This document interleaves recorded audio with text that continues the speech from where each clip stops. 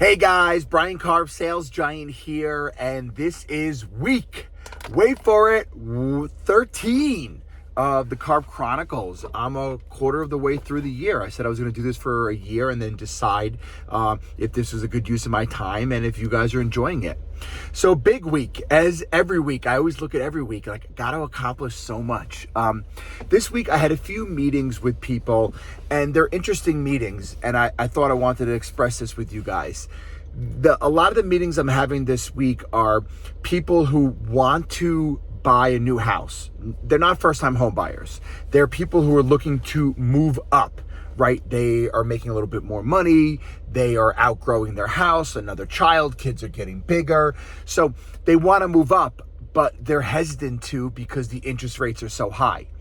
And it's funny because the whole reason we haven't had a real estate meltdown after the pandemic added 18% to almost every market in Long Island, especially Suffolk County, the sole reason we haven't had a real estate meltdown is there's not enough inventory. The reason we don't have enough inventory is because during the pandemic, 90% of people refinanced. And there's a crazy stat, listen to this, 80% of the people in Long Island have an interest rate sub 6%, 60% of people have an interest rate sub 5%, and 40% of people have an interest rate sub 4%. So now, most people are not selling a house with a 4% interest rate to move up to today. I think we're like 6.5, 6.75. So it's been a big hindrance to people buying and selling. Now, for myself, last year we helped over 200 families. So we're blessed. We're good. Thanks to you guys always referring us and thinking about us. But it's definitely been very, very difficult for buyers to find the right house. Now, for someone like me who is carrying inventory, it's great because the stuff that I have is selling and selling at great prices, and real estate hasn't come down, and the Karp family owns a lot of real estate. But I wanted to point that out to you. And then when I go even deeper, this week I had 4 properties go into full contract. Every single one of those people, one was an investor, so let's not count that one. Other person's going to like the Chicago area. Other person's going to Tennessee. I love Tennessee. And third person's going to North Carolina. So what does that show you? The people who are selling, they're not selling to move up and they're not selling to move down. They're selling to leave Long Island. So I thought that was a really interesting little piece to show you guys. Also this week, as you guys may or may not know, because Karp Chronicles is not just real estate, it's anything to do Karp family and Karp, Brian Karp, the host of Karp Chronicles. So I coach 3 Village basketball and I coach 3 Village lacrosse. So I was busy this week because both of my coaches, who are my assistant coaches, were not here. So I had to coach basketball and lacrosse on my own. Someone said to me, oh my God, I feel so bad. You're stuck coaching the kids' sports. And yes, it's work, but you'll never hear me complain. And the reason why, and I wanted to just, I guess, say this to the world, the reason why I do it is, I like to make sure that I can keep an extra eye on Brock and always push him and keep him in line. Number 2 is selfish. Number 2 is I want to know every one of Brock's friends. And I really feel so lucky and so blessed because I have an intimate relationship with probably 30 or 40 young men that I coached in football and now in lacrosse and some of them in basketball. So when I see them, I'm not just Brock's father, I'm Coach Karp. And I couldn't be any happier to be that person. And when they grow up in the rest of their lives, they're always going to think about me as that, and I'm going to know them. So when I see them when they get older, I could bust their chops, I could wrestle with them, I could fool around with them because I'm their coach. So selfishly, that's why I coach it. So I wanted to point that out. So I was busy this week coaching all on my own 2 of the sports, but it's my pleasure. Exciting. Let's talk about my hobby, multifamily real estate. Exciting multifamily real estate stuff. So our first 51 unit in Tennessee, we just rented 4 more apartments this week, which is fabulous. I think we still have about 8 or so that we renovated or in the process of renovating. So basically we have to go through every single unit there, right? We have 51 units. We said to our investors it would take 2 years. And basically we need to renovate those units and get them up to our projected rents. The nice thing is we're hitting our projected rents. Renovations are coming in where we need them to. We just wish that we could rent all of them in one clip, but we need people to move around. So that's great. I'm also fighting the battle to get our financing for our next project in Tennessee, which is actually in the same town as my first one, which makes things very easy because I already know the rents because I'm getting them down the block.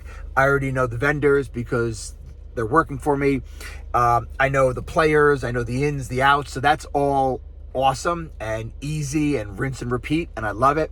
And I love this complex. You may have seen videos. It's 9 brick buildings. They're definitely nicer units, or will be nicer units than my current asset. So I'm very excited about it. But the seller is a mom and pop seller opposed to an institutional seller like our first asset. So trying to get financials from them has been very, very difficult. And what I learned to get government financing, which is agency financing, Fannie and Freddie, they want all the documentation. So we're fighting the good fight. The good thing is we don't have a gun against our heads because our property management team, who will be our partners on this, they have a great relationship with that owner. So we're moving, we're pushing, we're hoping to close sometime in April, but we'll see. It could go to May. Let's keep it rolling with the multifamily stuff. I'm gonna try and make this video quicker than last week. I just got rambling last week. Hey, halfway through the video, guys, give me a thumbs up, write me a comment. And I don't know that you're watching this, and I don't know if you like it. And if you think I stink, tell me I stink, or if you want me to focus on something else. But the way I know that you love this is that you comment and give me a thumbs up.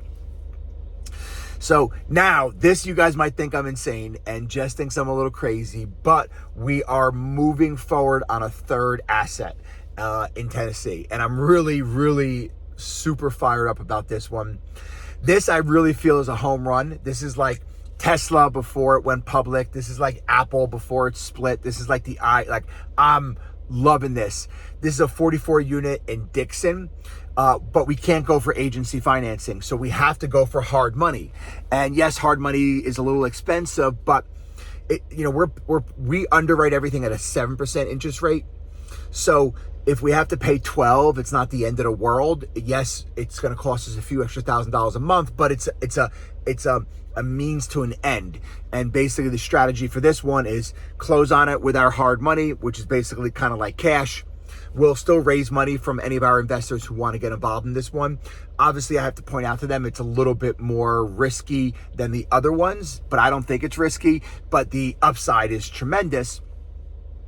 We'll close on it, and then the thing we will do immediately is we will solve the water issue, and we will get the 12 units that are offline online. That should take us about a year. Once we do that, we'll refinance, we'll put government financing, agency financing on. We should have created so much value, we could probably pull out $300,000 or $400,000. We'll use that money to renovate the existing 44 units, and then we should have a complex that's printing money.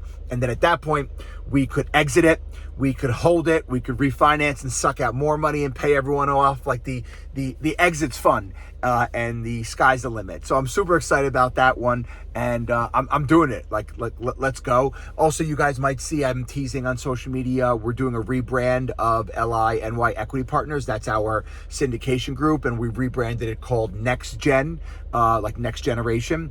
Actually, no, I'm sorry. It's not Next Gen. We were thinking about that, but everyone's using that. It's called FutureGen because we're building wealth for the future with real estate. And I always say this, like anyone who buys real estate, it doesn't change your life for the first decade. And really, if you want to see your life changed in real estate, you're talking 2 decades. And that's the God's honest truth. All of the multifamily that Jessica and myself own, we really didn't see any major change in our financial situation for a decade.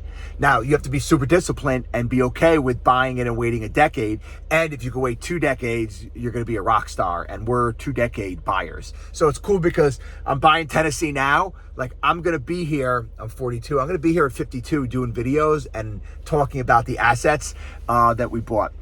Let's talk a little bit about Karp family, Long Island multifamily. So we have a 4-family that we're knee deep in the renovation on. I'm excited. We got the numbers to come in where we need them to.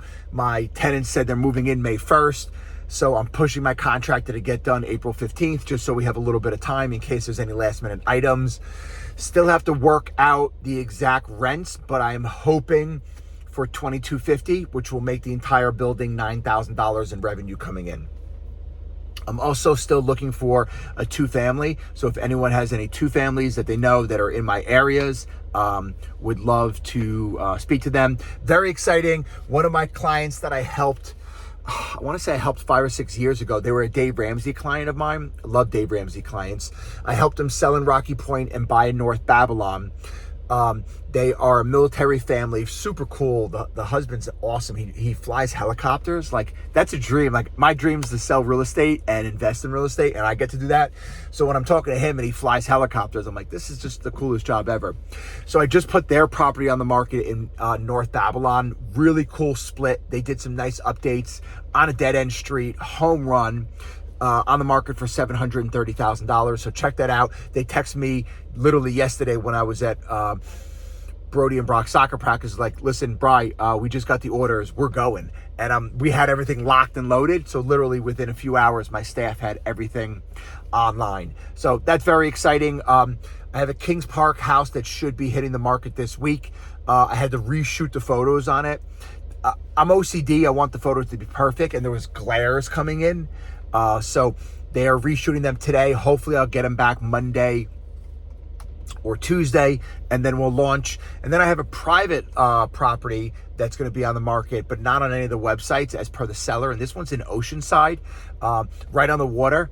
No, not on Oceanside. He'll be upset. Sorry, Joe, if you watch this. It's in Seaford on Oceanside Street.